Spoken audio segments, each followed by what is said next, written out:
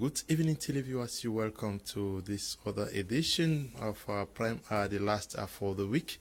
We this day are going to be looking at the relationship that must exist between those living in the diaspora interested in doing business and home-based companies for maximum profit. Many persons are watching us from the United States, in Holland, in Germany, in Japan. You keep writing that you would want to invest in Cameroon and other countries, especially in Africa, but you are scared.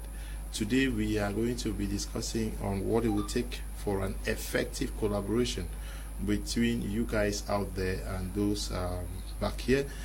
Some of you watching from Cameroon may also have persons out there who would want to invest back in Cameroon and may necessarily not know what to tell them. I think this is an opportunity for you to get your pens and papers ready to jot down some points so that after this program you can tell them that I now know what to do. Maybe they sent you money 3-4 times and you squandered it because you did not know how to manage it. Today, certainly we are going to give you those keys on what it would take for them to effectively invest and enjoy their investments in Cameroon. We are discussing this with our regular panelists who are in the house every Friday. Mr. TEKE Samuel is in the house with us. Mr. TEKE, good evening, welcome. Good evening, Leo, and thanks so much for the viewers. We hope we're going to have a wonderful time this evening. Thank you. You look like you just came in from bed yesterday. I'm trying to pick up a new way of appearing in public. Okay, we're glad to have you this evening. Also with us is Miss L. Let me call you Miss L now. That's the show name. We're glad to have you. Mrs. Good evening to everybody. Good evening, Mr. Leo. And I'm happy to be here. I'm happy because we'll be sharing a very important topic today. So I'm also excited about the topic of today. You were in Bangen? Yes, I was. How was it? It was awesome. The people there are very welcoming. Okay. Although the road was favorable, not too favorable, but I must say that Bangen is a beautiful place, and the cold there is terrible. Did you not see some voices on the road? No, I didn't. Although when I got there, I heard that they used to be, and they are still there. But thank God that everything went on well. Our seminar went on peacefully, and we got back. Okay. We also are in the company of Mr. BUJI, LEANCINE. Did you also go to Bangen? No, I didn't go to Bangen. I was here in the economic capital. You only go to Cape Town? I only went to Cape Town. At least the people are wonderful, welcoming, and at least they are cashing up from the economic recovery. Mm-hmm. But when you go to Cape Town, I'm sure they are also very happy. Eh? Well, the people of Cape Town are very happy. As a matter of fact, a lot of them came. And from those who are watching us my media prime, we had over 20-something people who came by just following us, and most of them are already. They actually took up some packages. We did some partnerships, and they are already enjoying their returns for as of now. Mm-hmm. So Cape Town is a beautiful place, you know. A lot of economic activities. Not easy though. Of course. When next you are going, let me know so that I can accompany you. Of course, we wanted. They were asking for you, of course. When we say we are coming, they did not know who among the panelists was going to be there or who was not going to be there. Okay, Mr. NEBA is also here with us. NEBA Paul, good evening and welcome. Good evening, Mr. Leo. Good evening, televiewers. It's another wonderful Friday, and I'm so excited about the topic of today. You are the ambassador. Yes, I am the ambassador of audacity of success. I am the ambassador of change, for positive change. I am the ambassador for the Billionaires Mindset Conference that is coming up on the 7th of August. Yeah. Next week? Yes. Where is that? Douala? Douala. Okay. Wow. I want to be a billionaire. I pray that God will give me grace so that on that Saturday I should be in town too. Okay. Amen. Amen. Amen. Yeah. Receive grace. Okay. Yeah. I'll start with you. We're talking about the diaspora and home-based companies. How do we understand when we talk of diaspora home-based companies? Who are they? Okay. So simply diaspora, talk about people who are not living in Cameroon, but they are Cameroonians. and then home-based companies, or companies are created in Cameroon, and are doing business in Cameroon. So trying to look at collaboration is simply saying, okay, how can these people who are out of Cameroon work in partnership with the business in Cameroon, and then should they do business in Cameroon? So they want to do business in Cameroon, but they are not present in Cameroon. So how do they do business in Cameroon? Because the end product is most diasporans want to develop their country, they want to develop Cameroon, but then they don't have fiscal presence in the country. So how do they become part of the businesses that are going on? So this is what we're going to be looking at. But before we even start talking about how they can come, I'm sure most of them have made several attempts in trying to do business in Cameroon through the channels that they have in Cameroon, and most have been disappointed several times. And so I think that the first thing home-based businesses or companies should do is that they should be able to set their own part right before they even start asking for diaspora and collaborations. These guys are out of Cameroon, and probably they must have experienced or come in contact with different kind of civilizations.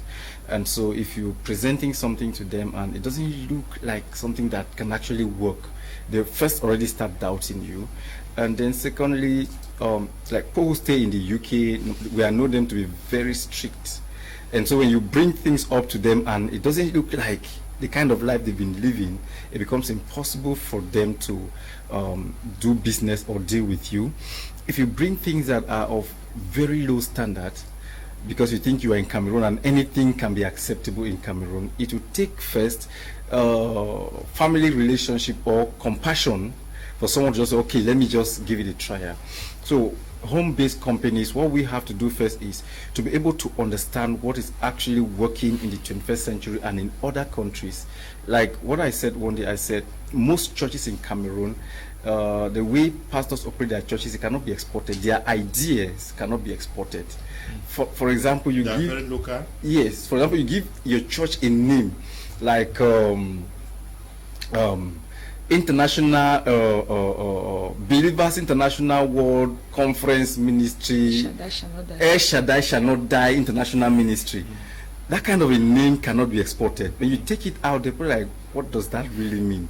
So when we are trying to build up an idea, despite the fact that it's in Africa, we should give it a global view, a global perspective, so that when you take it out there, it is easier for someone to communicate with us. Okay, we can actually understand where this is going to. So home-based companies should, when we start up a business and we want diaspora collaboration, what we have to do first is to sift the idea and figure it out. Does it have a global perspective?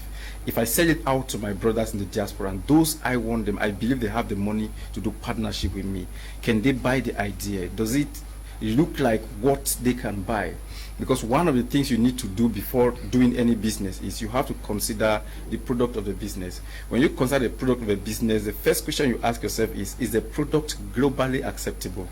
If the product is globally acceptable, then you can go ahead and start doing the business. But if it's not globally acceptable, then you can only sell within the sphere of people who understand your business. For example, someone that is opening a restaurant, say a Kwakoko restaurant. If you put that restaurant in Buya, which is a Bakweri land, you're going to sell a lot. But if you take it to Marwa, it becomes difficult for you to sell because that idea is not globally acceptable.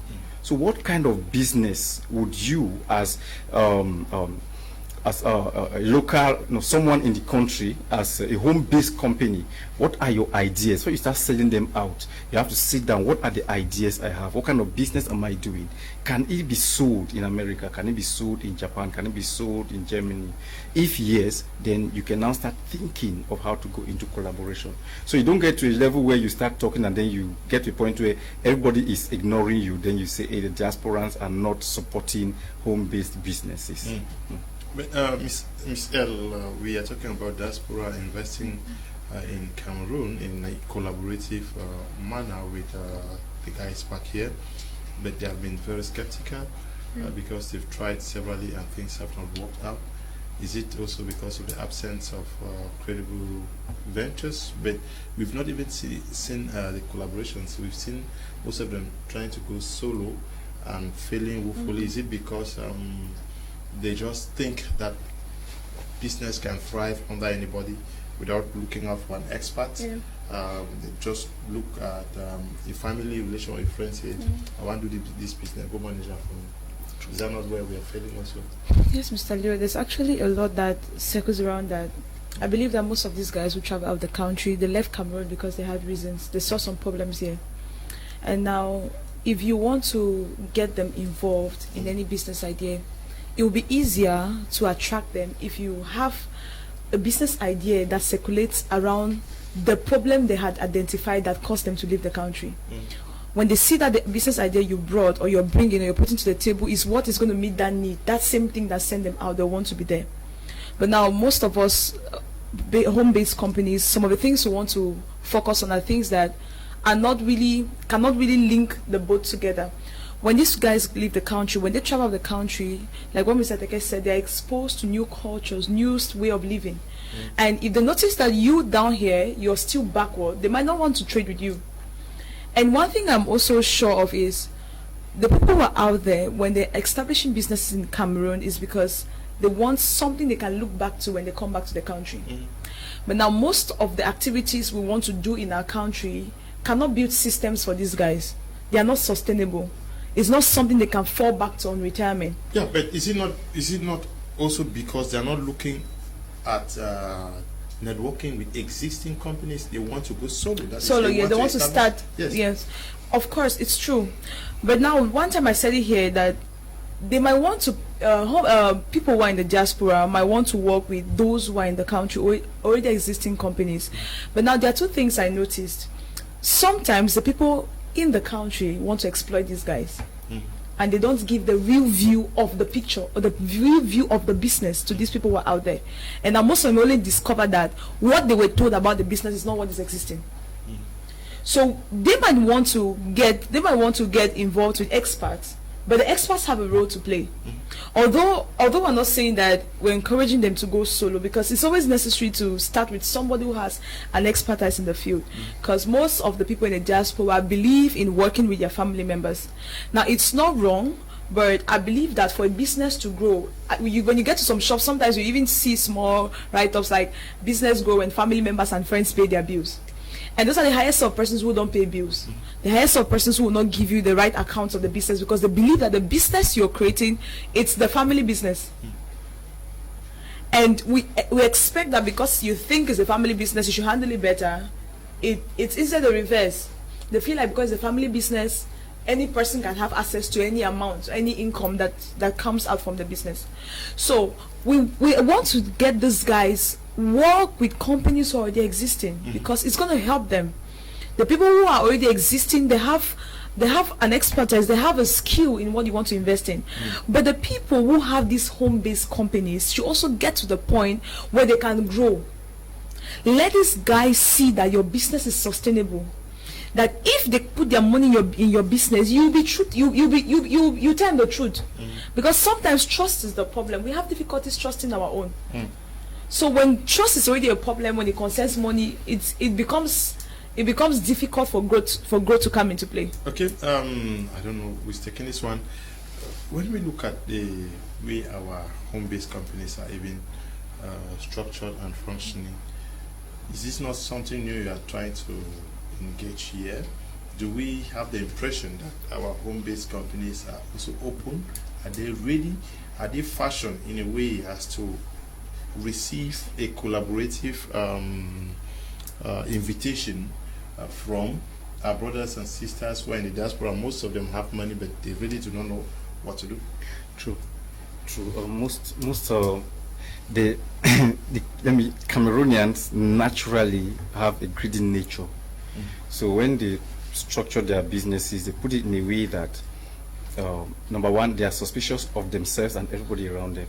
So they want to be the only people to see how everything runs around the business. That's why it becomes difficult for systems to be built. So everything is around them. When you do such a thing, it becomes difficult for you to even see how you can fit in people in the business. That's why most of them, when they put up their businesses, instead of them to go for partnership, they begin to go for sponsorship, start begging brothers and sisters abroad to give them money. Because the first idea for starting up a business is because they don't have a job, so they're looking for money. if the first idea of starting up a business is to solve a problem and get people inclusive, they are going to build a system that will make provision for these diasporans to come in. So the way we build our businesses in Cameroon is, first of all, a retarding factor to get the diasporans involved. So even when they come and say, okay, what are you doing? They actually look at your business. There's no provision for them to fit in. And so that's number one factor. So we, the home-based businesses, we have to figure out, before you start up your business, is there a provision for someone else to come in, put in their resources? What are they going to get at the end of the day?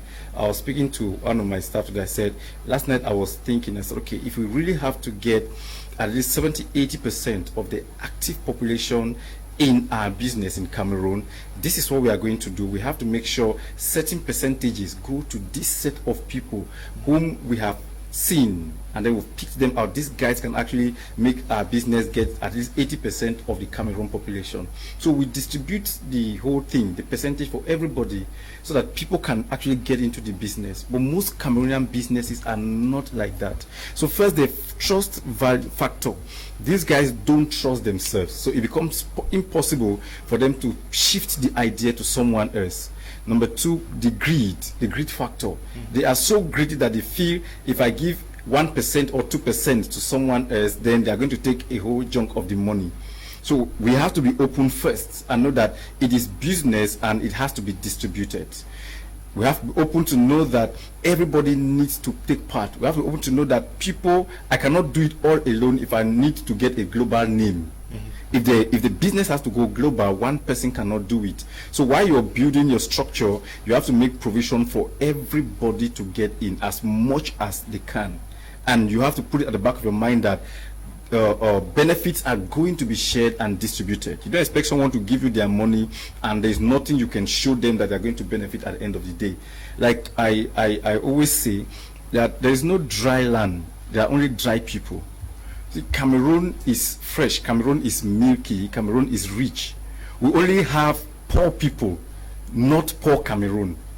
So if we, the people in the home country, can fix up their structuring and then make it open for people to set in, diasporans will call you. Like I said before, if the product is valuable, the diasporans will be the ones to call you. I know how many times I receive calls from people and say, I saw your business, okay, what do we do, how am I going there, and all of that. I say, okay, this is how it goes, this is how it goes. They call.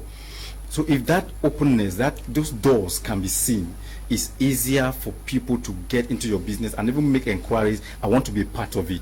I spoke with a lady this morning in my office. I said, if you're not joining TEKE Global, if for nothing else, for the very fact that it is empowering the average Cameroonian, forget about the money you're going to make as an investor or as a partner, but the fact that it is empowering the average farmer, the average civil servant, who now understands that I cannot only depend on my salary.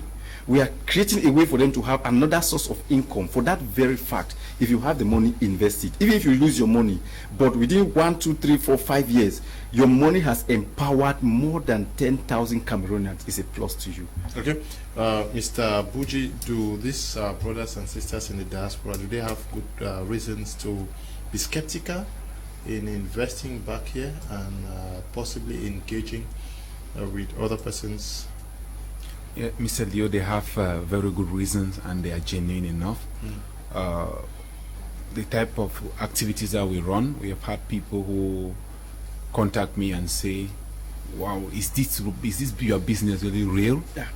Because it sounds too good to be true. And you want to ask them, why is it so? I tell you that I have sent, ever since I went abroad, I've been sending money to this country, and I've had situations where I've been told businesses, you even have images of businesses that are supposed to be running on your name when you arrive the country. You realize that there was no business until this one guy in Germany, he called me, told me, I told him that, okay, you see what, since you want evidence of something, you can send any of your relatives to come and transact with me. He said, oh, the guy said that one is even worse. That's true. That even they have failed him. So he told me that, okay, he pleaded that, can I help him collect his money for him? I said yes. Let him send. He sent the money. the money came, at least there was even a problem with my name. So when I was getting to him he told me it would take 7 days to go back, which I called Paul since he has been working with the finance people. That's where he went with me and they gave the money without the displacement of the names. So after he started seeing the returns from the transaction. He saw his account since he could monitor it back in Germany. He saw his money is coming in, tried to withdraw. Everything went successfully. Then he called me, said, "You have proven that there is actually a system in Cameroon that can work." The last time he sent money, he said, "No, he has just sent some extra 20,000 there. That is just, let me just buy a drink and take." He's actually surprised that something good can still come out from this country. That is to say, they have genuine reason.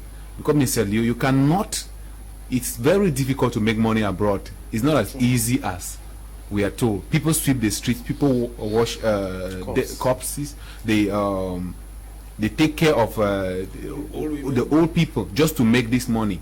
And when they send this money back home, at the end of the day, it ends up being messed up.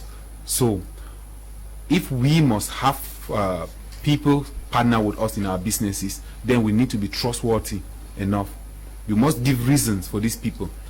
And when you are abroad, it's also good to do your investigation very well before you engage. People will get to me and say, "Okay, I really want to become part of this big vision of TEKE Global, and I'm scared." I say, "Okay, no problem. Take your time. Study this very well. If you need any information, I'm going to provide it for you, so that you get it." But you have businesses that they are not. You actually don't see the vision.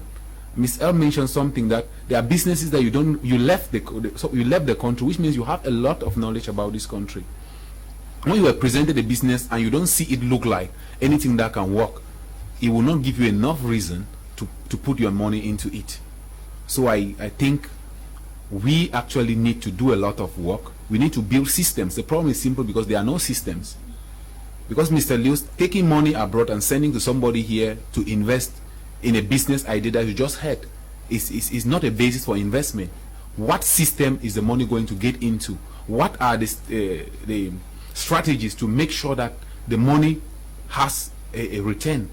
And that's why when we opened up to the global world in TEKE Global, we built our system in such a way that wherever you are in the world, you will see it. You can monitor. You can monitor. Mr. NEBA, now, how do we get our brothers and sisters to believe that there are people still existing like TEKE Global? It's difficult to convince them now. Yes, but we will not necessarily need to convince them with words. Okay. Yes, we shouldn't convince them with words. Let's do what we can do, and they'll observe. Mind you, the Cameroonian diaspora is very observant. They are very observant. They are seeing what is happening on ground, and they are taking their time. But if you have to go to talk to them that this is what we are doing, this is what we are doing, they will never hit you. Just be doing what you are doing. Make sure that you are genuine in what you are doing. Yes, and don't just start something and start contacting them like Mr. Teke said. Just start something and start contacting them and start asking them for money. No, do something and let them be proof of work over time, so that in case maybe if you have need for more cash, if you are getting to them, there should be evidence that you have been doing something and it is working. And if you must get to them, don't go to them to get money, or let me say on borrow basis. I mean, we should start understanding that the new competition is partnership, and the Cameroonian diaspora is very rich in intellectual resources and financial resources. Yeah, the problem now is trust. But that's what I'm saying. The trust factor comes when if you can't do something on your own, and you go seeking somebody's opinion. I will always quote this: you can't, if a car gets bad, your car gets bad on the highway, and you sit inside and start calling somebody to come and help you push it while you're sitting inside. It doesn't make sense. Or you sit inside, you're expecting somebody to come and help you push it. Go out, start pushing that car, and people will observe and see that this guy is having issues, and at least he's making an effort. And if I add an effort there, it's going to move. That's the same with us here. Don't do something because you want to convince a diaspora to invest in your business. Don't do something like you are doing I7. Fundraising before the business. Yeah, or like an I7. You're like trying to do something like to sugarcoat so that the diaspora should see that this is actually what is working for them to give it your energy, give it your life. That is what I'm doing. We did not with the initial idea not to get the diaspora whosoever. Yes, but if you start working, those who are observant, those who are, I mean, nature has a way in place, of course. Yes. Mr. Teke, now the diaspora themselves, what should they do if you say I want to invest in Cameroon? What should be those key aspects that they need to look out for before even thinking of investing? Because you must not just invest for the sake of investments, not because money is scratching or beating you. Yes. So the first thing I would like to say is, as much as the essence for investment is the profit they're going to make, they should first of all put profit as the last thing they want to see. The first thing they will have to do is to define their reason for investing in Cameroon. Why do you want your money to work for you in Cameroon? That's the first thing. Next thing you have to look at is, if I'm putting my money in Cameroon, how many lives will this money touch? Because you only start making profit or start making expansion in whatever you do if your intention is right. Then when this is clear, then you start looking at what I call the 3 P's of business success. Number one, we have to do with the people. The people is the whole idea. Who are the people behind it? So you do your private investigations about them. Check who and who and who and who is behind this business. If you look at the people behind the business, you can also look at the people, the possibility of people who can actually do this business that you want to partner in. If, for example, I say I want to create manufacture air conditions to sell, and then I sell the idea to you in the diaspora, first thing you have to look at is who is the brain behind the manufacturing of this air condition. When you look at it and then say, okay, this guy is genuine, or the people behind this idea are genuine. Number two, next you have to look at is who is the targeted market? Who are the people who are really going to buy this market? If we don't take it to America, can they sell this air conditioner in Cameroon? Because you can put your money in a beautiful idea that does not have clients. Because in Cameroon, what is actually happening now is that most people are selling what nobody is buying. They are trying to solve, provide solution that nobody has a problem to. So you look at who is going to buy this product if I invest my money in it. The fact that they explain it to you and pitch the whole idea, which Cameroonians are very good at, very intelligent in pitching business ideas. So the fact that they pitch the ideas so wonderfully well to you, question is, can the ideas be bought if I put my money in it? So when you look at the people behind the business, you now look at the products. So what are they going to be producing? So it's air condition. What's the global acceptability of this product? Can everybody buy it? If we cannot sell in Cameroon, can we move it to America? Can we move it to Gabon? Can we move it to Ghana? If yes, if I put my money in it, what's the outcome? That's when you now look at the profit. So when you look at the people, the product, and the profit, it's easier for you to tell if it's a business that you can actually invest in. And I want to tell us in the diaspora that gone are those days where we give out money for businesses emotionally driven, out of emotion. Like, it's my brother that is saying it, it's my sister, let me just do it that way. Except you want to do charity. But if you want to do business, some of these judgments have to really be in place. You look at it very well. If you are in, then you are in. If you're not in, then keep your money, but definitely you're going to get a business. So we should, I know we must have been disappointed several times, but we still have to understand that our trust need to get back to Cameroon, because 1 or 2 persons must have failed us. That doesn't mean the entire Cameroon will fail. Like today, I met with one guy I met about 2018 one time, and then he told me, 2019, he told me some beautiful ideas about fish farm. He has a fish farm, all of that. So I said, take me to the place. So he took me there, somewhere around Backwell Town. So I went, saw the pond, and there were fishes inside. So I thought, okay, he said he wants to expand. I said, give me a plan. He brought a plan of about 312 million for fish pond. So when I looked at it, I called him, I said, it's too big. You can break it down, break it to the smallest piece. If it's something I want to help you do, I will. And that's how he never came back. Unfortunately for him, someone told me that there is a land somewhere they have fish ponds inside. They want to sell the entire place.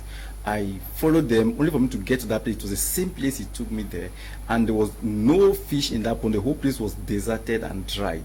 So I've been looking for him, and then Fortunately, today he came to my office to discuss something. I say, hey, what about your fish pond? And he said they came and poisoned all my fishes. And so imagine you gave him 312 million, they would have poisoned all the fishes because he built a fish pond that was not fenced, was not protected. So he might be genuine, but the process, the ways they were all wrong. And so he would have lost your 312 million, and that would have stopped me, if I was an investor, from investing in any other idea. So more than 100 persons will be suffering from an error or a mistake that one person committed. So we should look at these things, the people, the product, and the profit before we make a decision to invest in any business in Cameroon. Ms.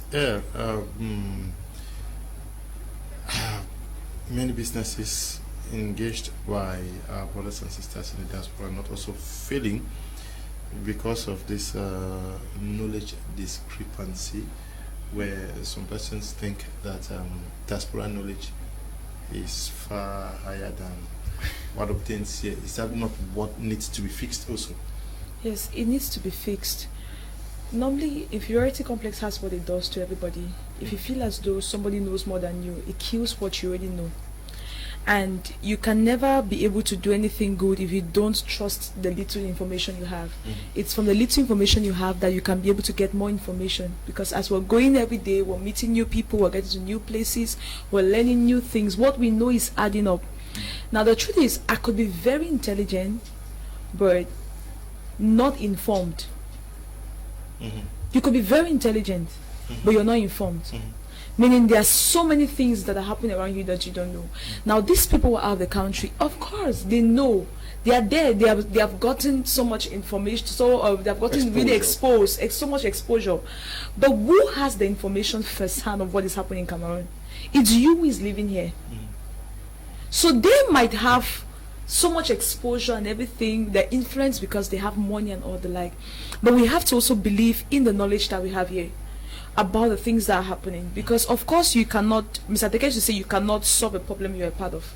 Meaning, if we are in Cameroon, you have to get yourself at a position where you can stand and look at the problem.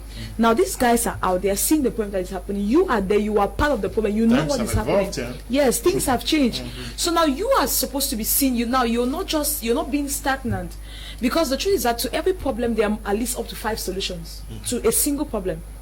So every problem does not have a single solution except you refuse to think. Meaning we might be going to the same place, but the route we're going to use together will be different. It depends on you how far you're ready to think.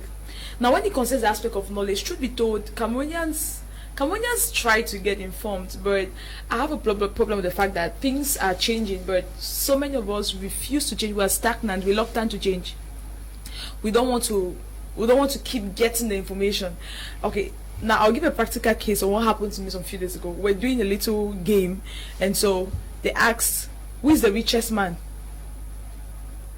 So before you ever was like Elon Musk, then before I even responded, my father said, are you probably checking the news or are you checking Google or anything? Because it just moved. It's Jeff Bezos, not Elon Musk. And then I was like, okay. So now take for instance, you already knew that it was Elon Musk and you stayed quiet. That's the information you have. Some people still know it's Bill Gates because they are not checking.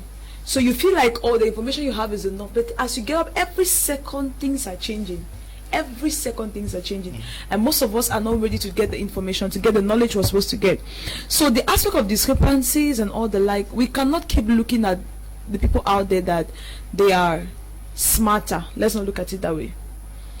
Now, somebody said something.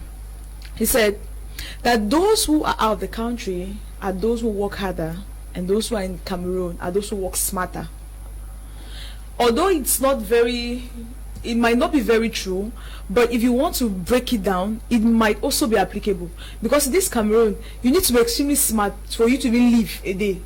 But if you're out of this country, you must be hardworking. If you cannot work, you will die. We'll export you out of this country. Because these guys, they work like round the clock. And now, most people in Cameroon, they are not willing to work like that. So the 5 minutes they have, they just play one small thing and get something and stay. That's it. But if we can decide as Cameroonians, those who already have existing companies in the country, if we can try to keep growing, if we can try to get more information, if we can try to increase our knowledge, so these guys, when they look at us, they will know that we know what we're doing. It's easier to work with somebody when you know that the person knows. Because these people out there, they might love your idea, but you who gives the idea. It's written in the billionaire mindset that it takes ideas to maintain ideas. You bring up an idea and give to somebody who is in the diaspora. This is an amazing idea. I want to do this. They love the idea, yes, but they are still looking at you to work on that idea.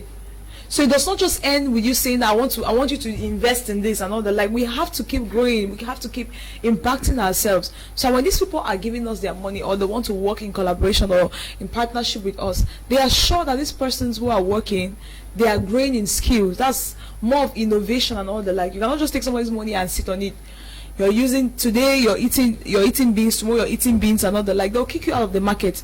You're supposed to think of new things, and you cannot do that if you're not feeding yourself with enough information. Okay. So we have to really get knowledge. We need knowledge. Can the diaspora actually succeed in Cameroon, invest in Cameroon without the guys back home? Can you succeed from them? Is it possible? I'm not quite sure about that. Okay. So I don't believe they can succeed without the people back home, because there has to be an understanding between the people who are back home and those who are abroad. Even if you want to establish a company, like you're starting it from scratch, you need somebody who is in Cameroon, who knows exactly what's happening in Cameroon.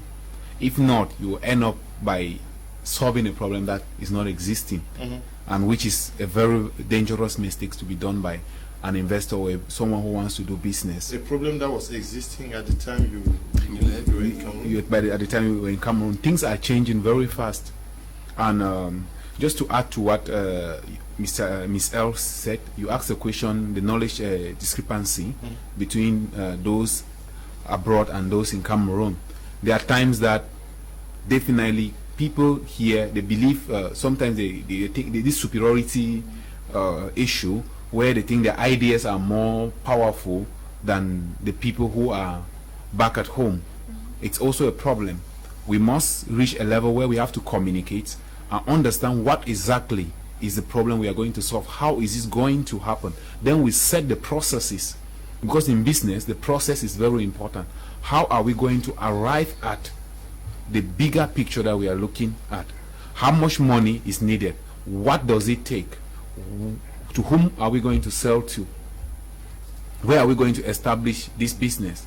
If at all you want to protect your interest as a businessman, look at it. What will be the percentages? Because you don't just do things like, okay, an idea has come up, you want to invest, then you start investing without looking at what is your interest in investing. If your interest is in helping people back at home, then definitely you will be sure to follow up to make sure that the idea that you have created impacts lives around you. If it's about making money, definitely you should be able to know you want to disburse this amount of money. This is what you want to get out of the deal. And of course, there are ideas that you can also share back. You don't only invest money. It's not money that actually builds everything. For instance, if you want to open a hotel back in Cameroon, it's not only your money that is going to work.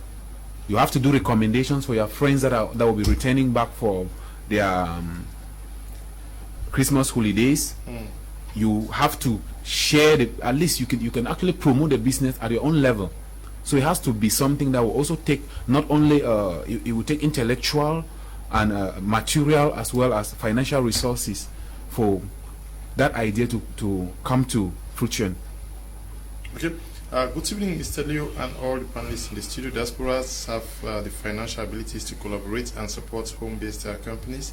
But the problem is that many of these diasporans went abroad to make ends meet, not to change a system. And this idea of making just money for them is a priority, so they don't think about business, especially establishing back home. All the streets of our cities are flooded with second-handed goods brought by these diasporans. So it's not just about being in the diaspora, but having the mind of changing a system. I am briefly writing from Molecule. Is it apt? I don't know. Maybe we also need to organize TEKE Global training for our brothers and sisters in the diaspora to understand what real system and businesses are all about. Yeah. Yes, I think people don't really understand certain things. I've seen situations where somebody brings a container here, and the kind of things that come out of that container, I begin to wonder whether actually they knew where these things were. Actually, they love us at all. I mean, you see the kind of shoes, you see the kind of dresses that come out of the container. We support. Does it not tie with what we are saying? Maybe you left. Kumba. Yeah. You didn't have a shoe. You left Kumba and Kiliwinzi. Yes. And that's the mind you that's the mind you took out of the country. Yes, and then you're still thinking that Cameroon is still the way it was. Forgetting other things. We moved. Yes. Things have changed. So it is very important that if you are in the diaspora and you want to invest in Cameroon, seek knowledge. Yes. Seek knowledge. Try to understand what's happening on here. ground. It's very, very important. As they have already said it, you'll be solving a problem that is not existing. And if you're solving a problem that is not existing, nobody is going to patronize you for whatever reason. Yes, and diasporans should not just be thinking of coming and doing something short run and going. They should think of building systems during December. They should think of building systems here. They have quite a lot of knowledge out there. I don't think the way dumping is happening here, that they are facilitating, is the same way that we are dumping, the way we are dumping out there. It's not taking place. The white man has built systems and they're working for them. And if our Cameroonian brothers are over there, they shouldn't be thinking only to maybe pick what is there on the streets of the diaspora and bring here, since we don't have, to provide to us and just get money to us. They should be able to come here, also build businesses, the kind of business they are seeing over there. I mean, introduce us to it, because it's a win-win something. If they're only coming and just do, if you go to Ndobo now is Mr. Paul, you know what happened? I was going through the internet the other day where there's an association in Zambia that's fighting against second-handed dresses, especially underwears. The man says he cannot believe that there are some illnesses that Africans are having because of this thing. So he says it is impossible that either Zambians start producing their own underwears. Let them start from there. It's somehow, I don't know how we came about this. We are very comfortable with it. Wearing dresses that other people wore some time ago, and we don't even know the state at which they live to come into our country. You see the the kind of mattress we use in the mattress we call original mattresses in Cameroon. Actually, the overused mattresses abroad that these people go to the see with a lot of stains and too many things on it. I was like, why are we using it? And where is the problem coming from? Because we think, or we don't have original mattress. You buy a Cameroon made mattress, sleep on it after 1 month, and the thing starts going inside on one edge and all of that. So people now will have to resort to getting those used mattresses that they pick from somewhere in the streets in America and bring it down to us. So we are saying this: if you want to give us this foreign mattress, we'll buy it. Please get us new ones. We can afford it. Instead of bringing all of these old things, because as you keep bringing these old things, what we are doing is we are encouraging the Cameroonians to get used to buying cheap things, because we think those ones we can buy them cheaper.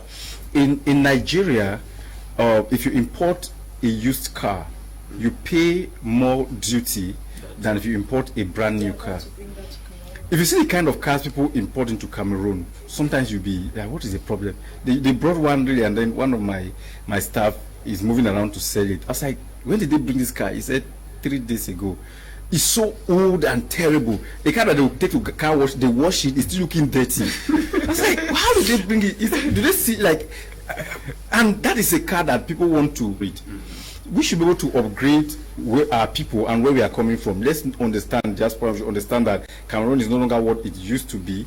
Even if you're not in Cameroon, you are in Africa. Africa is not what it used to be. We are also learning. There's internet. We are seeing things.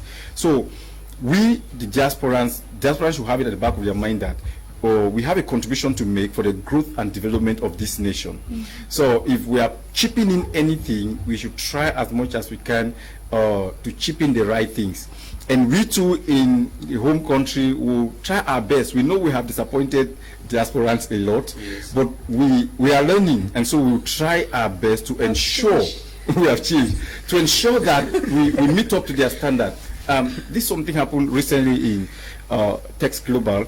We did some changes in our system about the visa card and all of that. And so it caused a lot of chaos. I wasn't in Cameroon. Those stuff happened. Then I came back, and when we started talking about it, we discovered that these guys, they are very exposed, so they know a lot of things. So they're like, no, you can't do this, you can't do this. And it's like, okay, this is not what it is. This is what it is. Then we started talking, and then we had a long conversation, and everybody saw it and they understood, like, okay, this. Oh, we now see why this thing should be like this. So it boils down to, if I thought, okay, hey, the diasporans are so smart, they're smarter than us, so let's just leave the whole thing they have won, they would have had something to hold against us. But now, after talking, we could easily understand each other, and that this is working. I deal with a lot of diasporans, we do a lot of businesses with them, and truth be told, majority of them are ready to come back to Cameroon and invest and do business in Cameroon. Yeah, but some people also think that the government should fix the investment climate in this country. I'm always trying hard to see how we can leave the government alone, and then see how we can do our thing. Just get in, do it until you get to a point where the government say don't do business again. Then you can have an evidence to say this is what the government said. But until then, don't work based on what people are saying. Yes, you are telling the diaspora that there are persons who have come to Cameroon and who are succeeding. Yes, Mr. Leo, it's true. Out there are countries that pay more taxes than what they do in Cameroon. In Cameroon, you can even evade tax and you escape and you go through. The taxes, sometimes I want to send money to people abroad, especially in the US, and they'll tell me, say, don't pay to the bank account, let's do it like this, because as the money get into my account, they will get taxes out of it. It means if I transfer money into your account, Mr. Lou, you will pay tax for the money to get into your account. That's what happens. So they tell, okay, I don't want to do it this way, just give somebody here, they will do exchange for me there and all of that. But you don't see such things in Cameroon. So people have left abroad, come to Cameroon, and they are succeeding. They have invested money in Cameroon, they have done business in Cameroon, and they are succeeding. So let us not work based on what we've heard. Let's get into it, try it until we get to a point where we say, this is it, and you have an evidence to prove. If you go to Dubai, anything you buy, you pay tax, 5%. Anything. When in Cameroon, you buy things, you buy television, you buy this, no tax. You even buy a car, you don't pay tax for it. But abroad, you pay tax for everything you buy. So we are supposed to make more profits in Cameroon than we even make abroad. Okay. At some point, Mr. Teke set out to start working on his business idea. Where will you encourage any aspiring Cameroonian entrepreneur to start in building his idea? I don't know. That depends on the kind of idea you have. From Limbeck, good evening to you. Emmanuel, the message is not really clear. Yeah. It depends on your kind of idea. Idea is very big word. So what kind of idea are you talking about? Okay. Paddy Brown, the bestseller in Bermuda, Foncha Street, precisely, who is watching us, says, Mr. KUM Diaspora should taste small and medium-sized business and crafts operators like us first with very low capital before dreaming big to enterprises and companies. Starting big with huge capital is not assuring. Paddy Brown, Foncha Street, Bermuda, is that a good beginning? Oh. Anyways, I would say that if you want to, it's good actually. They can be able to start with small companies or with small medium-sized enterprises like what he's mentioning. But if they want to go large, that is where we talk about partnering with home base, those who are already having the skill in what they want to get into. And Mr. Teke has already mentioned what we should look at: the people, the product, and the profits. These three main things is enough to guide any person who wants to involve in any large-scale investment in the country. Now, what he's saying is not far from the truth, but if somebody starts today that wants to invest in TEKE Global, they'll tell you that, okay, I should not invest in TEKE Global because it's not small, or I need to start with those who have small capital or the like. Now, there are many types of investment we can do, right? But if you want to do any large scale investment in the country, you can start with the ones that you have been able to put down the 3 P's, and you see that it's applicable and is working in these companies, and you're sure that it's sustainable. And it's also okay for you to start with those who have small businesses too. The only problem I have with that is that sometimes when it's an individual, it can also become a problem. Take for instance, I have somebody who is selling maybe shoes, and I give you money and say invest more in the shoe business. Sometimes accountability is difficult when a team is not involved, when it's just one person. So you might even get into problems with the person. But when you see, if there are small businesses that have teams, they have the person who is doing this, they have about 5 persons working together, you can be able to benefit from that. Accountability can be sure. It's easier for peace to reign when there is a team, but when it's an individual, sometimes it gets really risky, right? It gets really risky because it's difficult for an individual to build a system, but a team will easily build a system. Okay. Yeah. So I think that also depends on the individuals involved. There are people, you pitch a business to them and you mention 1 million, they just say you are not serious. Like these guys, they have money. Yeah. They're looking for how to invest money. You can't be telling them 100,000 or 1 million. So it depends on the individuals you're talking with, or the kind of individual you want to bring into your business. Like if you talk to me about business, I mention business of 20,000. I can't see that. I can just if you mention me 1 million, I can just give you the money.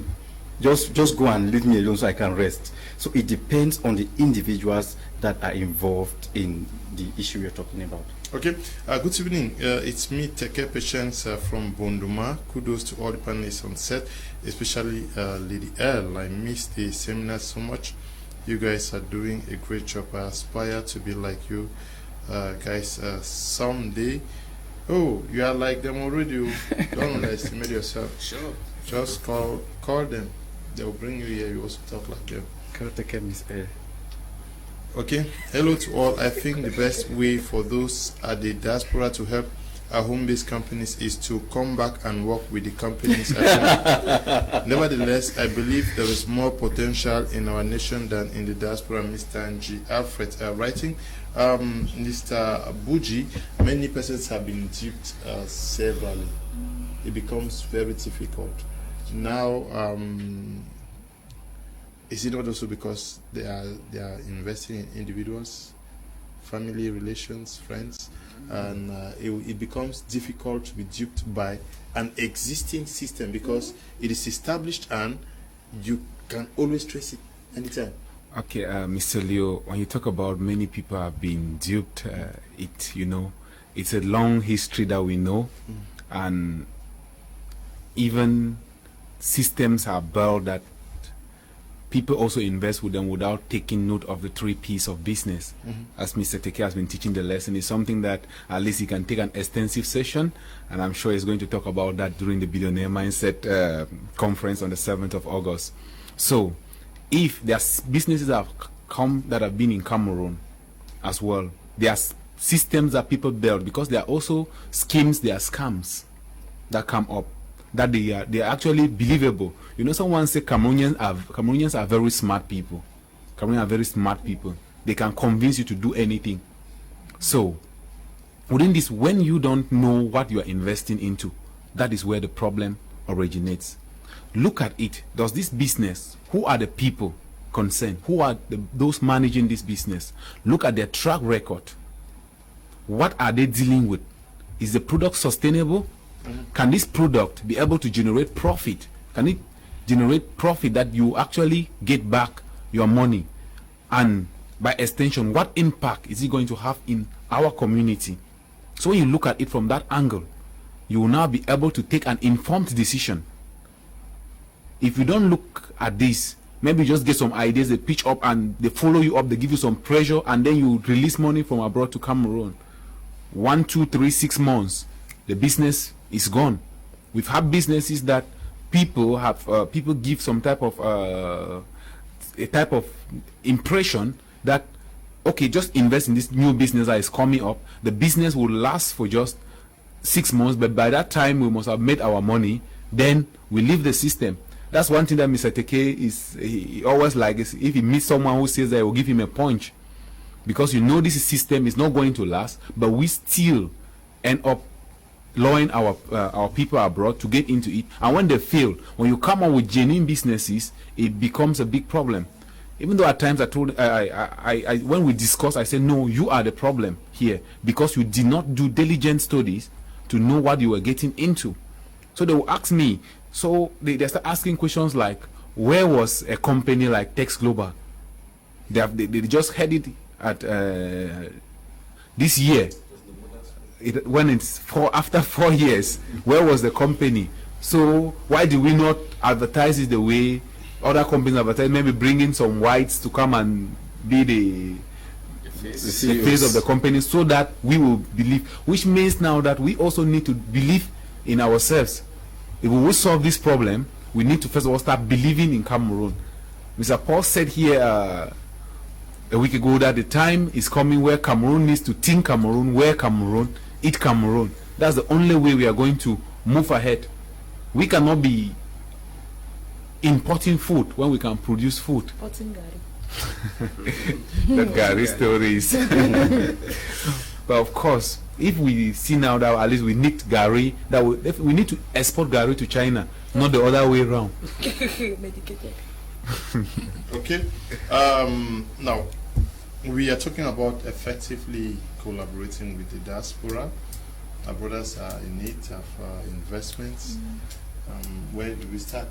If there should be that win-win collaboration, where should it start? Is it getting those who are out there? Because not everybody out there is called to do business. True. Yes, it's also time for education of our brothers and sisters who are in the diaspora, because you may be there and you have money and think you know it all, but you really need to be educated. That's very true. And the one I must appreciate that the diaspora is so eager to know how things are happening here in Cameroon, because after the Audacity of Success, 2 people contacted me from abroad and said the next event that we're organizing, they would like to follow either on Zoom or Facebook live, because they want to understand what is happening in Cameroon. They saw a lot of branding around that event, and then afterward they saw a lot of pictures. They turned out, even though the corona story was still at the peak at that time, but we were not fearful. We stepped out and made it a success. What is happening? I mean, if you are explaining to me, yes, it's happening, but we want to have the feel of what is happening, so that we can at least understand, because we left home some time ago, and what we might be thinking might not be what is on ground. And the only way we can have better ideas is to interact with you, and thank God for the internet. We can be able to meet through Zoom, through Facebook Live, and stuff like that, that's the point of beginning. Because if it is that, maybe they will have to leave diaspora to come here and maybe interact with us for some time before they go back. Maybe it's going to strain maybe their daily life.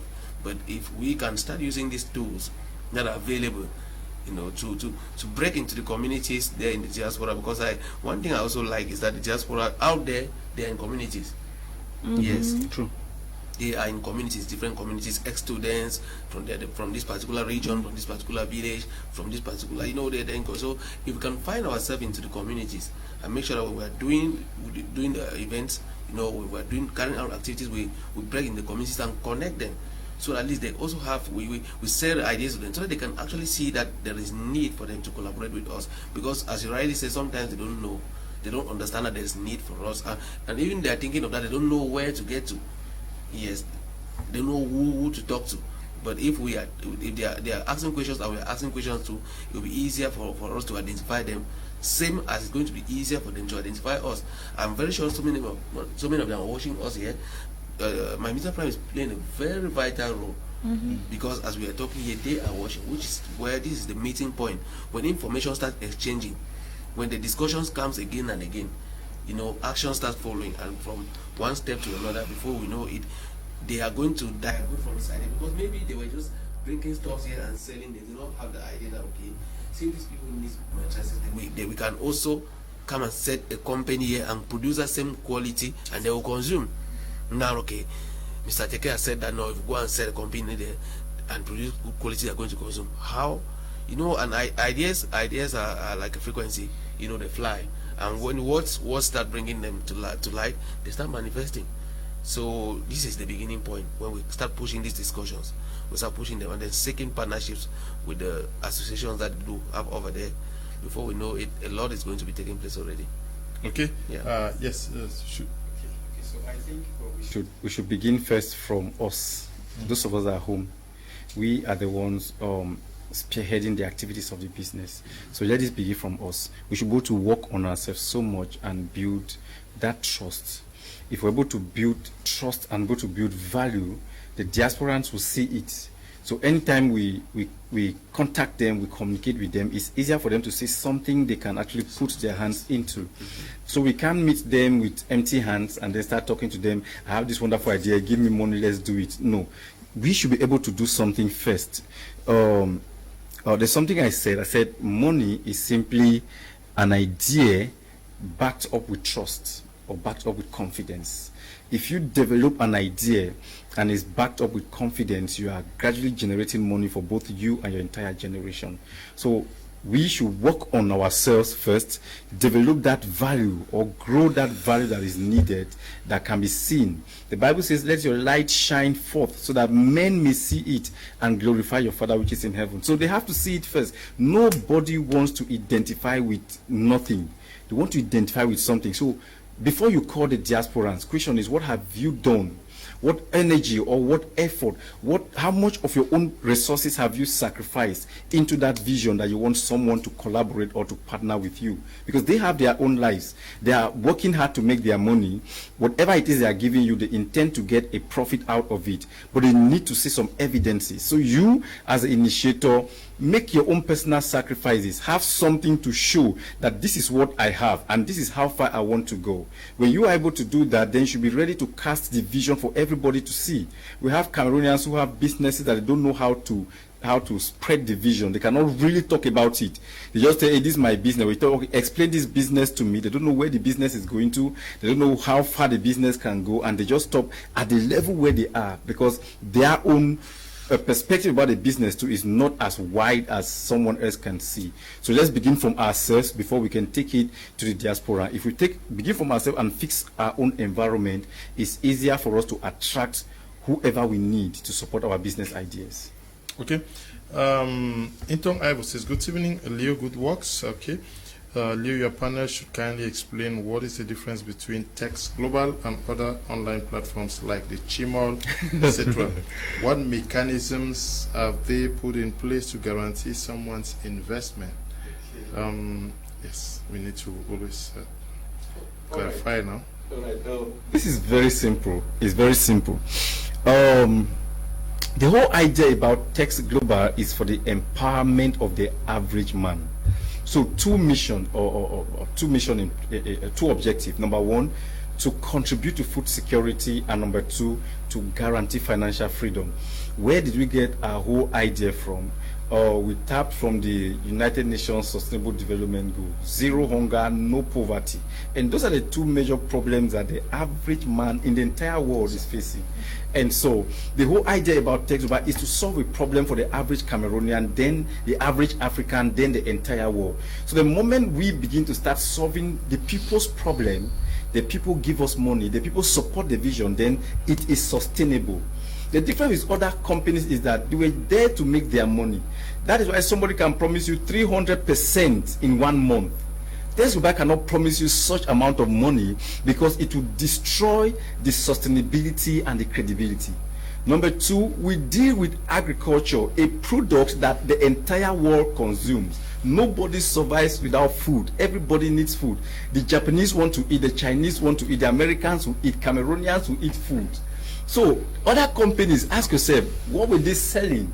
That's why I talked about the people, the product, and the profits. They are not even online business. It's not an online business. Next thing is, who were the people behind the other businesses you were doing? Did you see them? Did you see any human? Did you go to their offices? Were there any expansion? Did you enter any fiscal office? This is the one he mentioned, Chimo. Okay, this is Chimo's office. This is the CEO of Chimo. These are the board or directors of Chimo and all of that. Did you see the expansion? Did they have branches in different places? If these things are not there, then you have to start thinking: should I or should I not? What products are they doing? Not? Imagine you're doing you join an online business. They are selling diamond like that. I did one time. They said they deal on diamond. They call it pay diamond. They said, look, you dealt with me. I lost a lot of, personally, I lost $87,000 in that business. People put in their money, total about 300 and something million that I paid as debt for people that invested because of me. You did not also do your assignment? I didn't do myself. That's what I'm saying. They said we're mining diamond, and they gave us names of Zimbabwe and one other country that they're mining. They bought diamond mines in those countries, and they're mining. They sent us pictures and everything, produces MasterCards and all of that. And they said their head office was in Hong Kong. So when things started getting fishy, I had to send. I have a friend called Jenny Bear.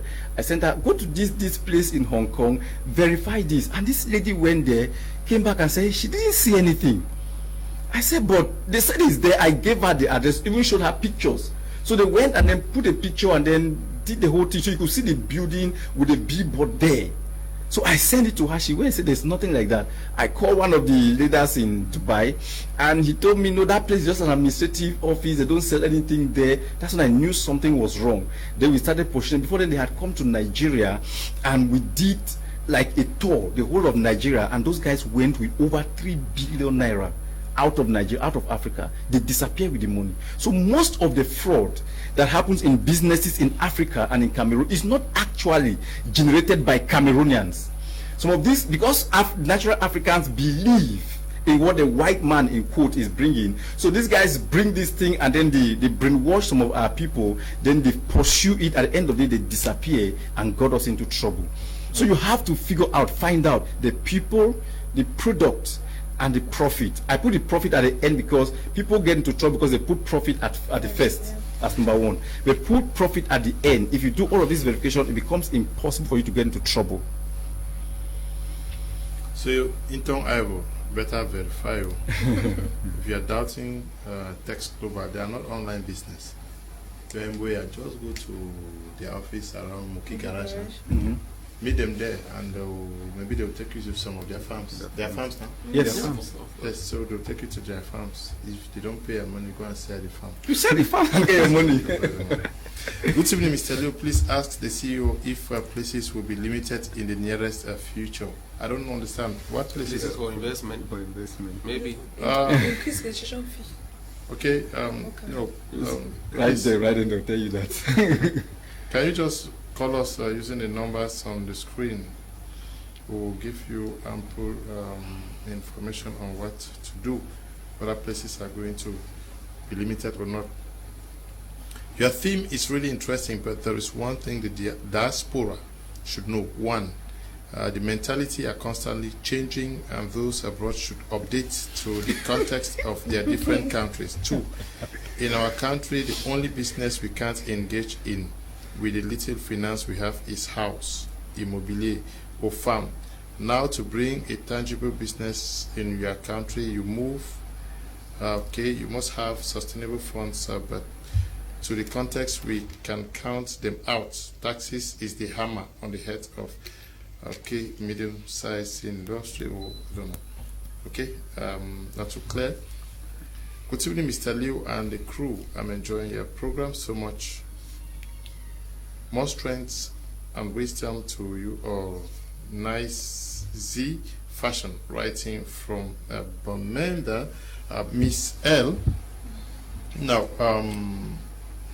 there are so many unexpected points or areas of investments in Cameroon which many diasporas themselves are unaware of.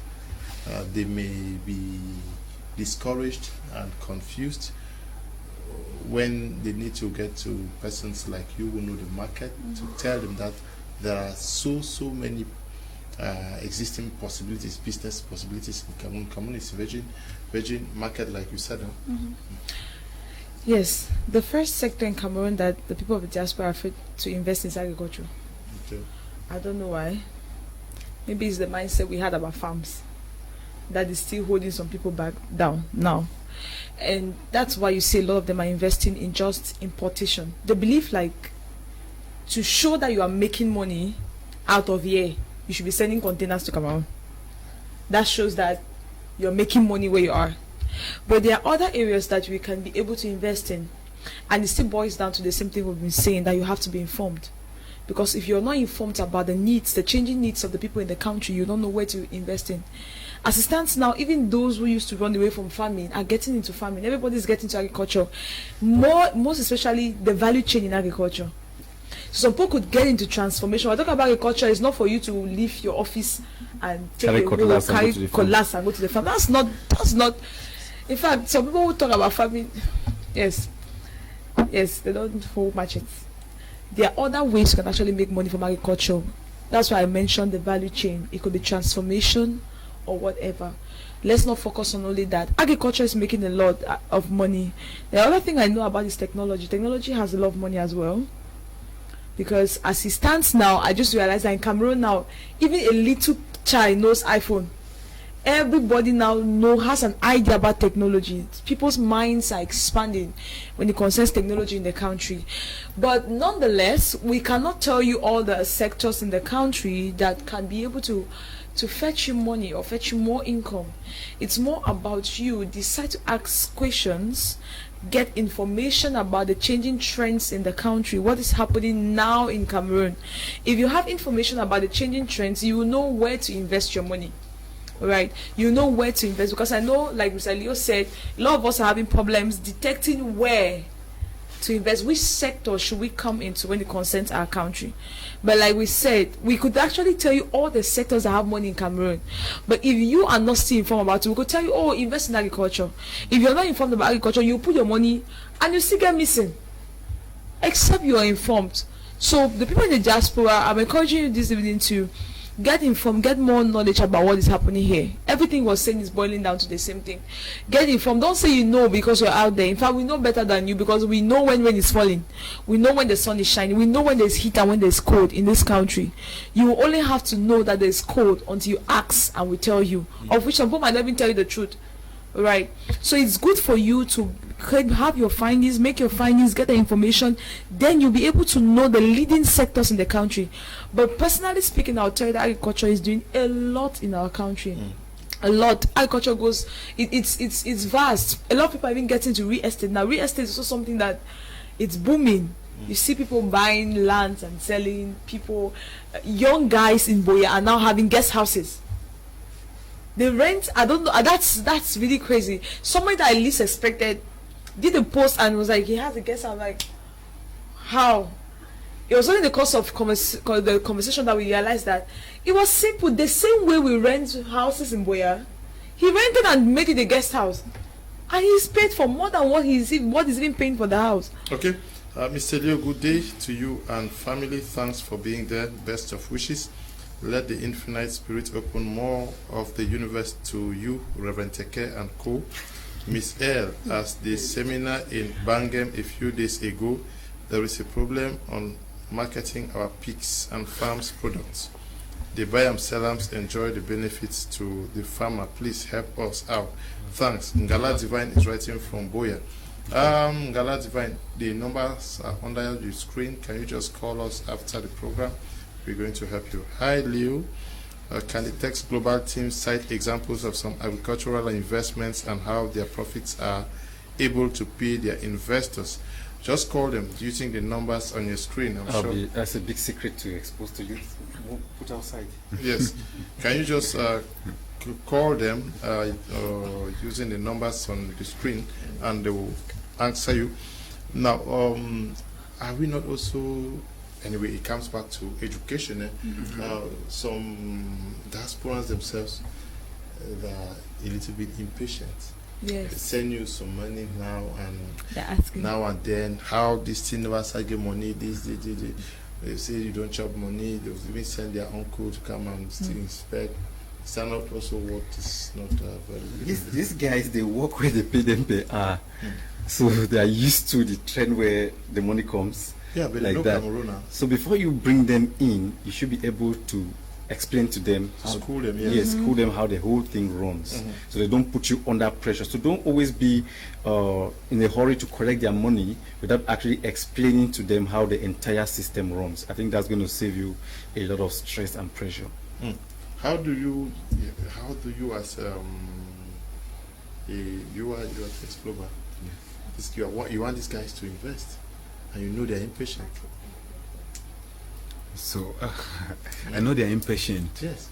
So what I tell them is, okay, for instance, now I've had an issue where sometimes I discuss with somebody very fast and then I don't tell the person that, hey, you see, you're going to wait for 30 days before you start receiving your profits from TEKE Global. So at the after 1 week, the guy start, hey, I've looked my account, I'm not seeing anything.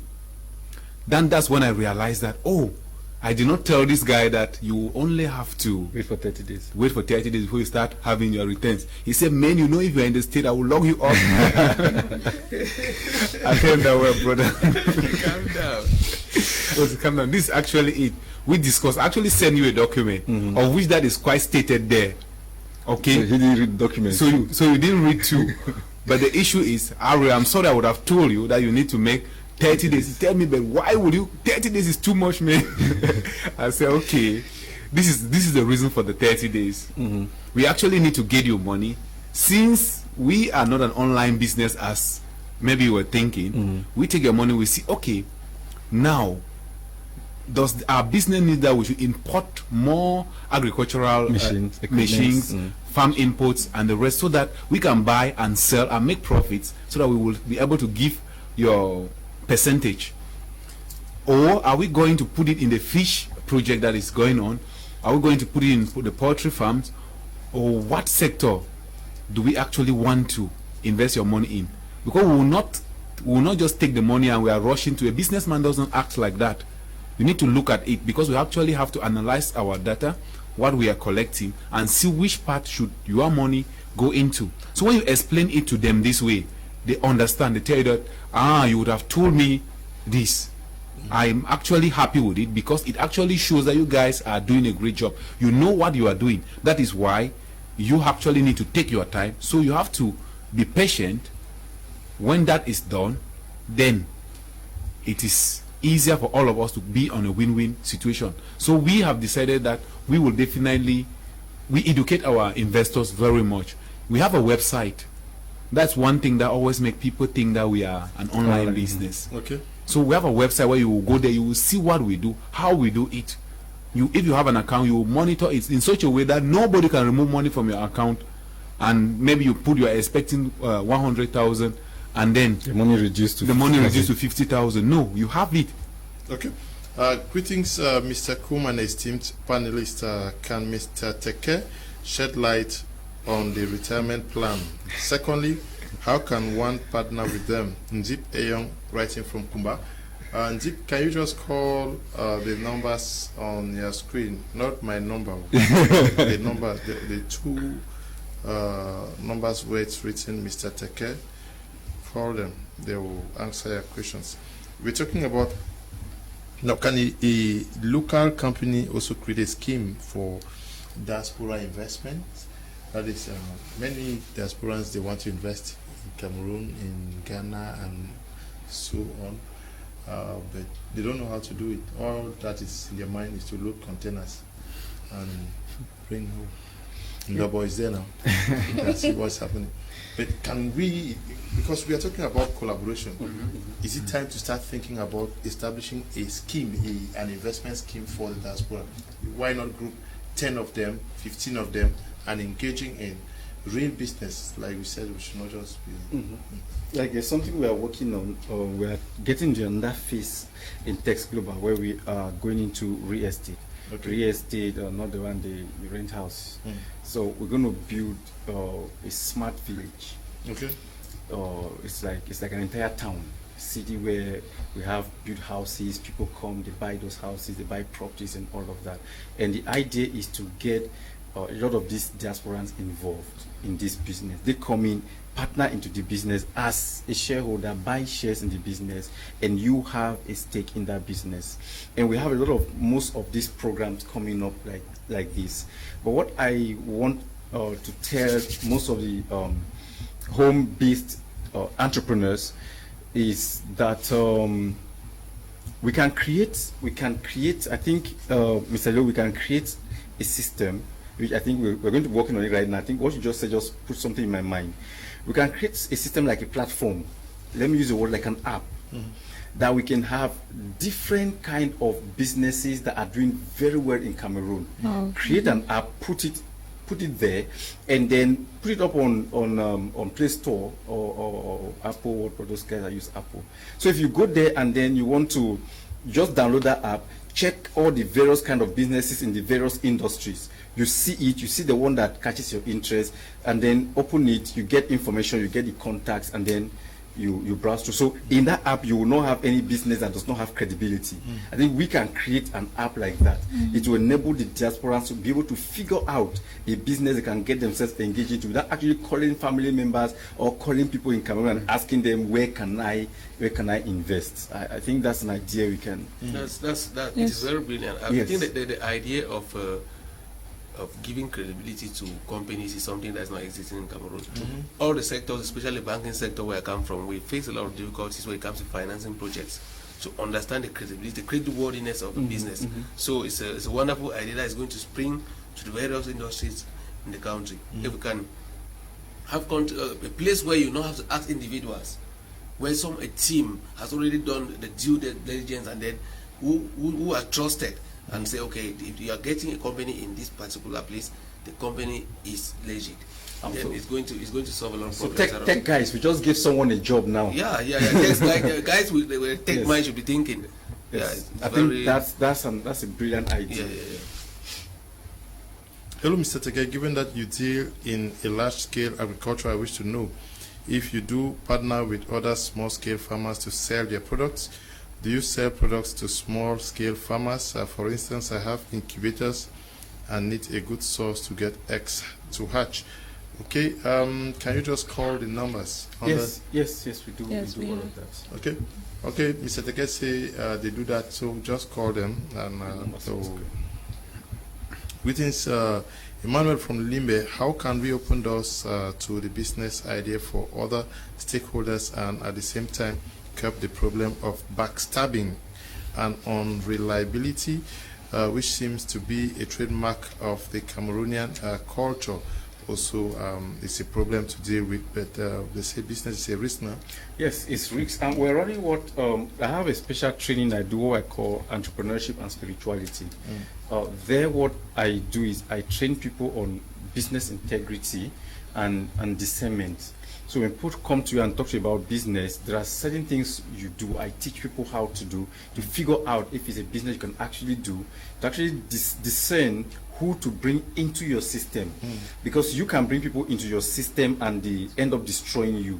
So under entrepreneurship and spirituality is a private course that I train people who are interested. It's a bit expensive, but I do it and it's helping people a lot in running their business. Like I always say, business is beyond the physical things we see. There's more about business than what we see people do on the street on a daily basis during the day.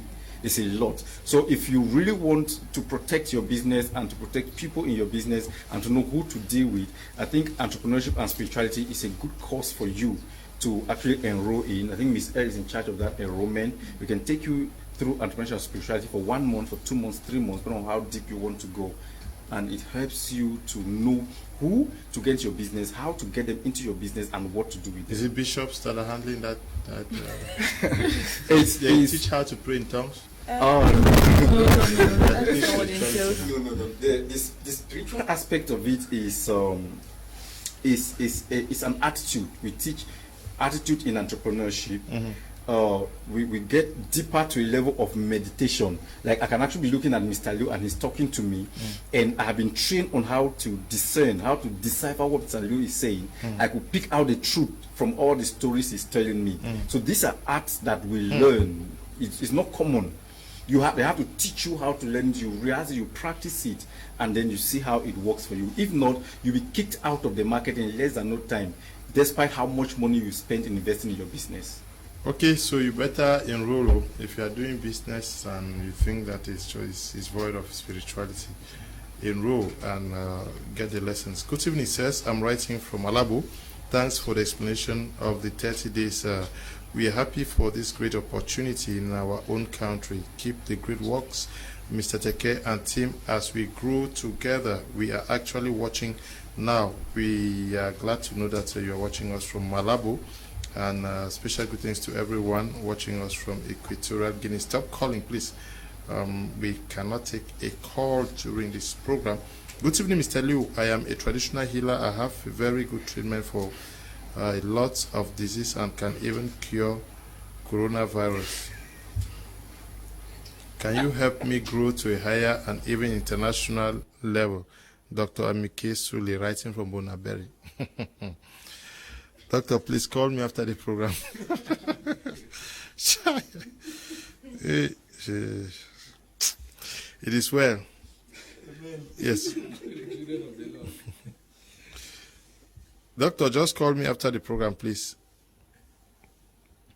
This one says, when I was working for a local company, I thought that becoming entrepreneur, I will rest, but it is not the case. A constant presence is needed on your business on a day-to-day basis, and to become somebody, someone have to hold your hand. Each teach you to the business. Okay, a little entrepreneur. Betengni, a forum will be. Okay, I don't know, doing on transport and logistics. I don't know what you are saying, but it's talking about networking now and learning. Now, we have just 30 minutes to go. I want us to go get more practical. I'll start with you, Mr. Teke. How do we effectively get into a working relationship with the guys of the diaspora? What practical steps needs to be taken? Okay, number one, you have your business idea, start working on it, have something to show forth before you could talk to anybody about it. Number two, you should be able to build integrity. There's something I told one of my friends in Nigeria. You're talking about home-based companies, yes, who want to attract foreign investment. Yes, okay. Yes. Yeah. You should be able to build integrity per time. Integrity is not something you do because you have a good character. It's something you do per time. You have been doing this thing for long, and people have seen you. They have trusted you with it. I told my friend in Nigeria, I said, a lot of young people we have today, especially in Africa, they have corrupted their aeon, they've corrupted their world because of the kind of things they do due to youthful exuberance. And so you go out there, people say things about you, and you meet 10 persons, 9 are saying evil things about you. No matter how brilliant your idea is, people will not be able to accept it because you've not been able to get good recommendation from people. So build integrity per time. If there's something that is spoiled, fix it.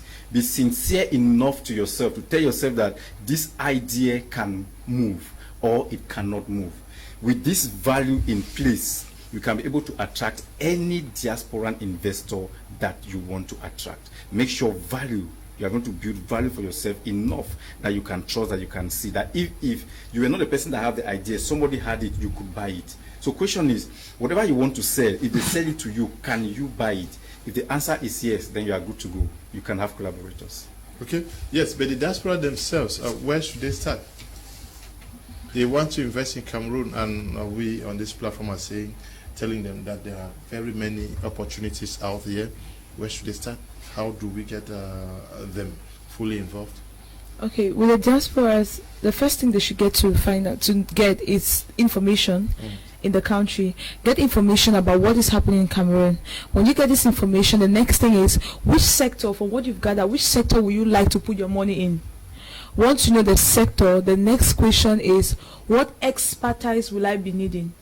If you know the expertise you'll be needing, seek or start sorting out areas where you could find these experts in the country who can handle those businesses. And I'll make sure that the expert that you're getting has enough information about how that business functions. And you as the investor should not just completely abandon the business in the hand of the person running or the home-based company. Position in your heart, all right, to get so much information such that when the person handling the business or the home-based company is handling your money, you also have an idea on that particular business. So you try not to be so ignorant or to be so blank about the business. Try to have a little idea about what is happening. So if we can have all of this, then I'm sure that it's going to help us to start the chain, because you cannot just get into something that you have not decided to. So decide to make the investment, get information in the country, which areas which areas are the problem areas, because normally we generate business ideas from problems. So identify the problems we're facing in the country, the needs we're facing, then it will guide you to the sector that you can invest. Once you identify that, the next thing is that you're going to get the expert that is needed. Once you get the expert, then you can be able to work from there. But please always advise that work with a team. Don't work as an individual, work with a team. It will be much better. Good evening, Mr. Leo. I'm enjoying the program this evening. It's Bless. I'm writing from Kribi. Good evening to you, Bless. Good evening, sir. Please, I wish to know what is required to join TEKE Global. Can you just call the numbers on your screen? You'll be directed. Yes, but if you want me to help you, then just call me after the program. I will also help you. We're talking about the diaspora and Cameroonians getting into a working relationship. She talked about the fact that we should get experts. Is it key? Should we also learn to take our families and our friends out of this and then know that this is pure business? Of course, Mr. Leo, if you will succeed as a businessman, you must stop being emotional and sentimental when it comes to building a business. So you need to get those who know. You must first of all realize that you need these experts. You need these experts because if you are dealing with a business that at the end of the day maybe want to invest in a business that will be sending African products out there, you must be able to first of all have the experts, those who will be who know much about logistics. You need to look at those who have already enough information in that area. So if we look at it from this angle, you will realize that those who have knowledge in the business that is concerned, we need to seek their advice. You need to get consultants, of course. Those are people that will help in setting up this business. A business cannot run on try and error, especially if the business will go far. Forget about family members and then do the face business, the realities of the business. That's the only way you can move a business effectively and it would end up satisfying both parties. Okay, Mr. You are the ambassador. Is it time also for TEKE Global to go international? Yes, many persons in China, they want to come to Cameroon and invest, and they are skeptical. They have been duped severally. TEKE Global has been to Romania severally to tell people how to invest and other parts. Should Mr. Teke also start thinking about going to America to organize investments? I'm sure persons will come in. I don't think he's already thinking. He's already there, and he's going to do more there. He's in America. TEKE Global is in Turkey. TEKE Global is in Equatorial Guinea. You're organizing seminars there? It's fully registered in the US. Are you organizing seminars? Yes, of course. Yeah. Okay. We have a functioning office in Maryland. Yes, I'm sure that this is something that many persons are not aware of. Sure. We are doing the official launching for TEKE Global Maryland in September. 14th of September, that's the date. Then in Turkey, we are doing it in August. I think the date will be fixed soon. Equatorial Guinea should be coming up soon, and then already going. Nigeria is already running. Yes. So you guys watching from Malabo, very soon you will see Mr. Teke. It's fully registered in Equatorial Guinea also. Yes, Mr. Teke, now let's assume that somebody watching us from Japan wants to invest back home and needs to get to TEKE Global. What does it take? Or is private here? No, it just requires you to make your payment. So you can either make your payments through, since US is over there, if you can send your money to TEKE Global US account, it's easier for you to send it there. Then we just do your whole transaction from here. With you online, we can easily do all your transaction without you actually coming to Cameroon or even sending anybody to the office. If you can send the money down to Cameroon also through bank-to-bank transfer or whatever means you can send, that's okay. As long as your payment gets to the company's account, your transaction will be done, your account will be created, and you start receiving your money. And thank God we have a Visa card available. So withdrawing your money from whichever country you are is not a problem. All you have to do is apply for a Visa card. We'll issue you TEKE Global Visa card, which enable you to withdraw your money in any country in the world. As an investor of TEKE Global, you can withdraw money anywhere you are in the world. Okay, Patience says the panelists on set. Thank you so much for today's topic. I'm in the living room with my father. We have learned a lot this evening. Albeit exhausted and drowsy, I will endeavor to stay glued to my screen till the end of the program. Okay, we're glad to know that we are making you very happy. But you guys are working with persons in the diaspora who have invested already? A lot of them. A lot of them. Many of them are doubting Thomas. What? Yes, tell us the experience. Okay. Are they happy? Yes, of course. I think I have a lot of persons who invested from out of the country. Just yesterday, I was talking with somebody. I'm supposed to receive the money tomorrow to do their investment. We never met before, though. So we just talked about it. They're excited about it. Although some people, when they're doing it, they are really skeptical. Because of this online they are skeptical. I think the last registration I did with one lady, she sent her sister. She had to make her sister come see me. The lady asked so many questions. We had to do a Zoom call. She was asking so many questions to the point where I just told her that, okay, what I'll do is I want to give you time. Just sit, think about it again. Then you get back to me. Okay. And so about a few days later, she sent her sister. Her sister came. They did her registration and everything. Now she did her 5-year plan. She did a lot. She's involved in everything. And the last call I had, she was talking about retirement plan. I'm like, okay, we've never met before, but you're excited about the book. In fact, I even told her that you don't even call me again because you already have your registration. So truly, we have people in the diaspora who are even suggesting, oh, please come and open this now. Like in Canada, we have about 2 investors. We have a lot of investors, but 2 of them said, I'm going to take it as a responsibility. I'll follow up the registration process of TEKE Global. In Germany, is the same thing. In Cyprus, is the same thing. They're telling us, please, just give us a go-ahead. We will register TEKE Global where we are and run it. We have investors in more than 15 countries out of Cameroon who are doing business with TEKE Global. A lot of them, majority of our investors are diasporans. And just yesterday, one pa came to my office saying he wanted to learn about, he wants to know more about our investment. So he left right from the airport. And then he told me, I said, Daddy, how did you know about TEKE Global? I said, my daughter in Canada told me about this opportunity. He has been there for 2 years.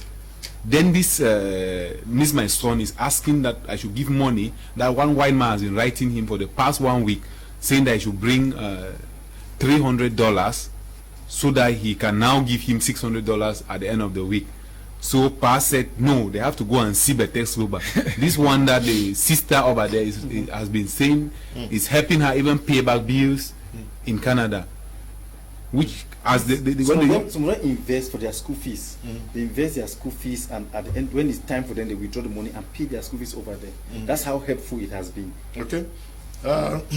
So those of you who are doubting Thomas's, you better go there and use your eye chop. Yeah, use your eye chop, please. Anyway, you know, they are doubting. I don't blame anybody. Yeah, what they've gone through. Because it's one of its kind in Cameroon. Okay. And the success of TEKE Global is a revolution in Africa. Yeah. Yes, but I think that Cameroonians should also be encouraged, extra motivated to wanting to work with a young company. Of course. Run by, see Mr. Teke, young guy, see Mr. L, young, dynamic, young single lady. It's also proof, eloquent proof that Cameroonians can do it when they mean it.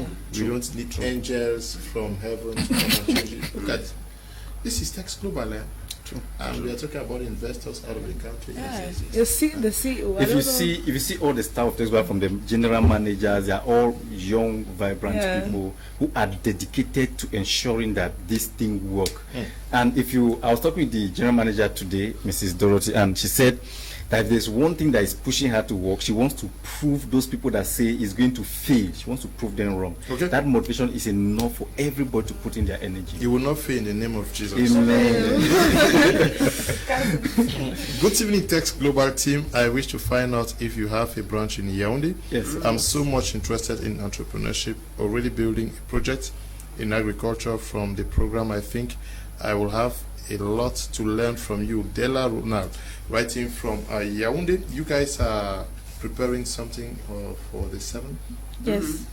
Another mind-blowing. The Billionaire Mindset Conference is my personal testimony. Okay. Reason being that I was scrolling through my phone. I remember that it was about the same time when I got to know Mr. Teke. Like some years back, when the Billionaire Mindset was launched, and I look at the picture the way I was then. Oh God! Miss Ed, and today you must share that picture. No way!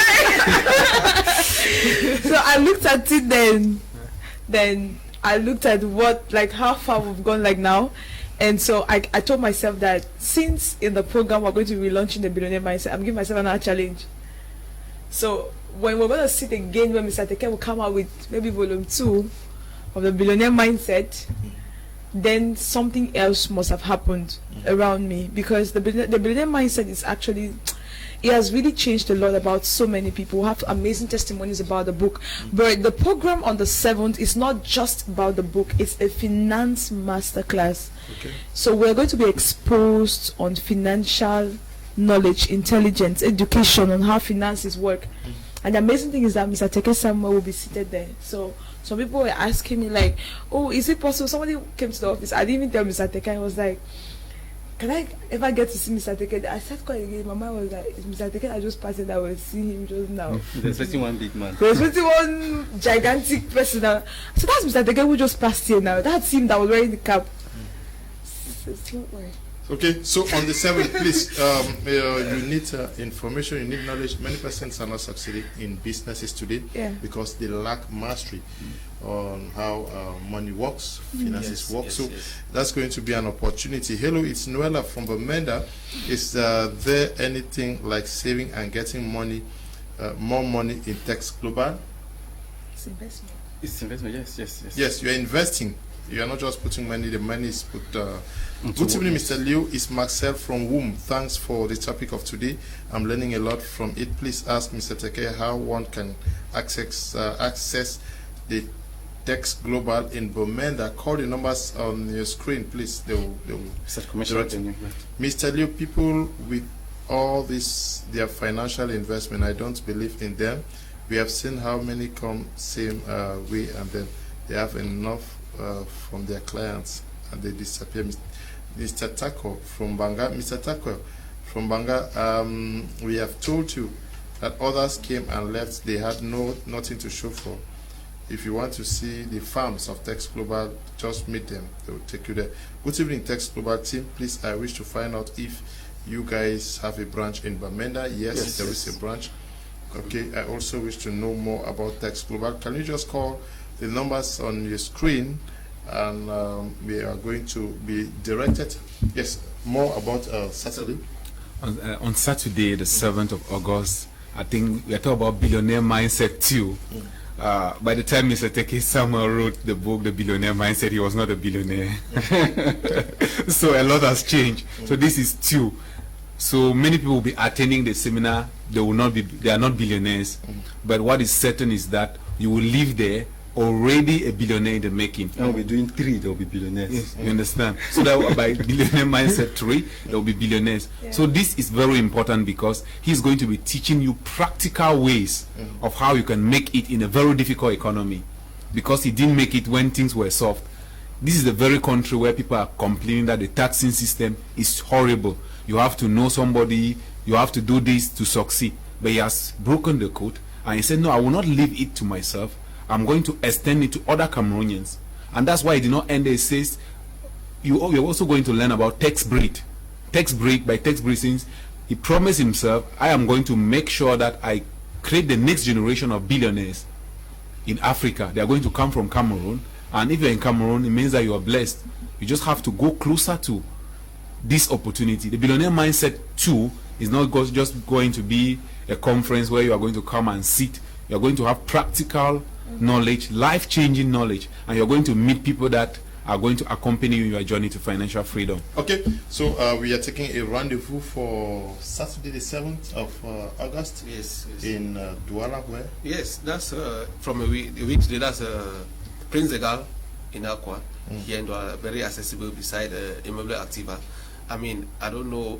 Every day I'm getting, I feel like that day is already here. I don't know. They're praying for it. I mean, I wanted to come because I know how much energy occurs when people with the same mind sit in the same room. I don't know. We've not really been taught on how powerful we are as individuals. Talk less of we joining our energy together in the room. We are putting our energy together in the room on the 7th of August at Hotel Prince Egal, Aqua Douala, starting from 9 a.m., where we will be deciding that, okay, I have been doubting that I cannot be rich. Now I'm changing to have that belief that I can be a billionaire, and it will manifest in our lives. Good evening, please. I want to know how TEKE Global functions. Emmanuel is writing from Dubai. Emmanuel, there are numbers under your screen. Can you just get to them? If not, write to me after that. I will tell you. Good evening, Mr. Liu. I'm already in agriculture and I have 10 hectares of land and I need help. How to go about? Stephen is writing from Bonaberi. I have plantains already planted. Okay, Stephen, just call the numbers on your screen. Good evening, Mr. Liu. I'm Wilfred from Boya. Can TEKE Global loan money to business people or entrepreneurs? Just call us. There's a possibility for you to get money if your project is good. The money is available. Yes. All right, thank you so much, Mr. Liu. I'm excited. So the program on the 7th, I want to give a gift to everyone who wants to attend that program and say, hey, I don't have up to 10,000. So I'm giving between today and end of tomorrow for everyone that is enrolling for that program. Between today and end of tomorrow, you want to attend a billionaire mindset. Instead of 10,000, I'm going to give you a 50% discount. I'll pay 5,000 on your behalf. So between now and end of tomorrow, instead of 10,000 entrance, I'll give you 5,000. Means you're paying only for the book, The Billionaire Mindset. Then there's someone I also want to appreciate. There's a book launch going on. This is how to show that Cameroons are actually doing well. There's a book launch going on tomorrow called How We Made It in Africa. I think that's a book that every Cameroonian should try as much as they can to get. So the area where the venue is Bellevue, Hotel Bellevue, tomorrow from 2 p.m. Hotel Bellevue, Bonaberi.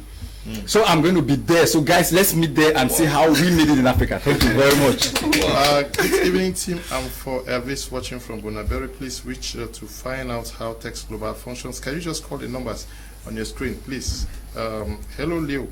Evening. I have been a keen listener to TEKE Global, but I have been wondering, do they operate like a bank? Is it an NGO? They have ideas. Just call the numbers on your screen. Okay, they are farmers.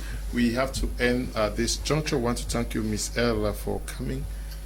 Thank you so much, Mr. Leo. Please, everybody, make it a date. Make it a date of the 7th.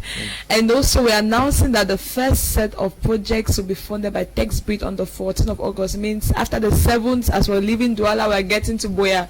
Some people are going to be getting funds to start up their businesses, to expand their businesses. We're keeping to every word, every promise that we are making. That is what we are preaching. Mr. Teke, thank you for coming. Thank you so very much. I'm excited and hope we have got something. Thank you, Mr. Leo. Thank you, my media prime. Thank you, Mr. BUJI. Thank you, Mr. Leo. Thank you, televiewers. If there is any place that you should not miss being there, it's the Billionaire Mindset Conference too. We are looking forward. Thank you so much, Mr. Leo. Thank you, televiewers. I'm looking forward to see you and hug you on the 7th of August, Aqua Douala. Ciao. TEKE Global did not come with my gift too for my birthday. No, that is. You want us to present it here? TEKE Global. It's in the car. Fully loaded. The gift is there. I'm just giving you a gift now. You are the ambassador of TEKE Global. We can't just give you a gift. Thank you, Desmond, and also to you, Eli, and also to you, Bertrand and Noel, all working at the broadcasting. We want to say thank you to you, Tabitha and Bryant, who is supervising the work we do out here. We love you so much. Stay blessed. The best of weekends. Bye-bye.